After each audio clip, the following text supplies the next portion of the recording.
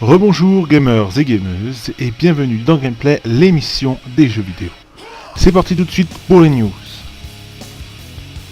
Il est beau, il est frais mon Colin. Codemasters s'en donne à cœur joie et profite d'un mode replay de toute beauté pour diffuser des visuels bien jolis de différents modèles. Un titre techniquement au point qui promet une grande immersion, pour peu que le gameplay, sans doute arcade, suive. Nous devrions en savoir davantage très vite, puisque Colin McRae Dirt arrive le 1er juin, donc très bientôt.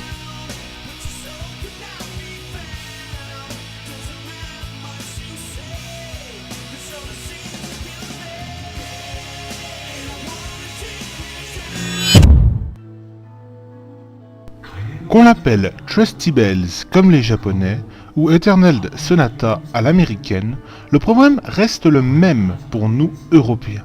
Nous ne savons toujours pas quand sortira chez nous ce RPG Xbox 360, au graphisme ciselé et au système de combat mêlant tour par tour et temps réel.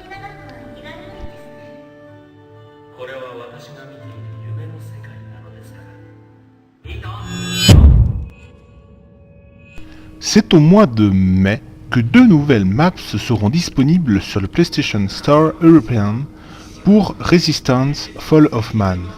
Celles-ci seront jouables dans chacun des modes multi, qu'ils soient inclus d'origine ou à l'aide d'un patch.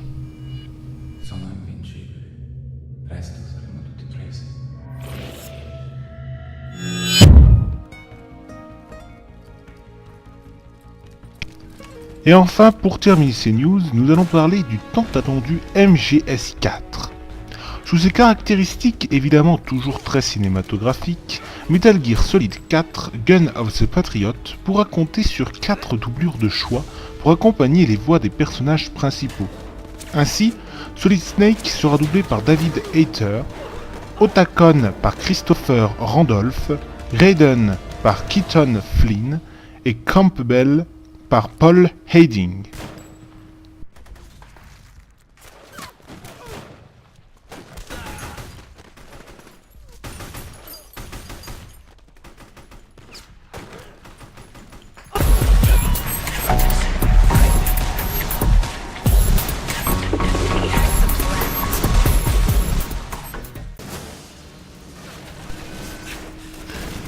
Pour les graphismes, si les personnages et les environnements sont assez jolis et variés, le tableau est souvent entaché par de nombreux bugs graphiques. Les soldats traversent les murs, les grenades n'explosent pas. Saluons tout de même quelques effets de lumière particulièrement réussis.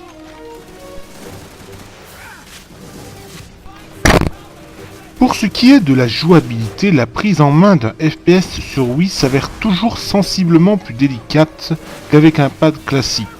On se retrouvera donc régulièrement à faire des mouvements qu'on n'avait absolument pas l'intention de réaliser. Mais beaucoup de concentration et d'application devraient vous permettre de traverser le jeu d'un seul morceau.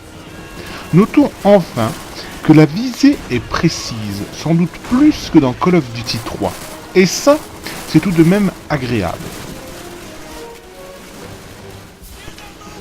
Pour la durée de vie, sachez qu'il ne m'aura pas fallu plus de 4 heures pour voir pointer la fin du jeu.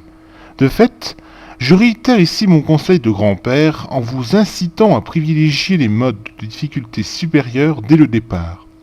Notez toutefois la présence d'un mode multijouable à 4 avec une majorité de modes classiques mais efficaces.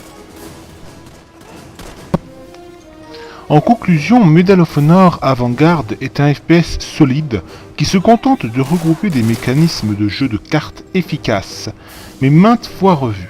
Si Electronic Arts redresse un peu la barre avec cet épisode, il serait maintenant temps d'offrir un nouveau souffle à la série. Pour des nouveautés, je ne saurais que vous conseiller de vous orienter vers le futur Medal of Honor Airborne.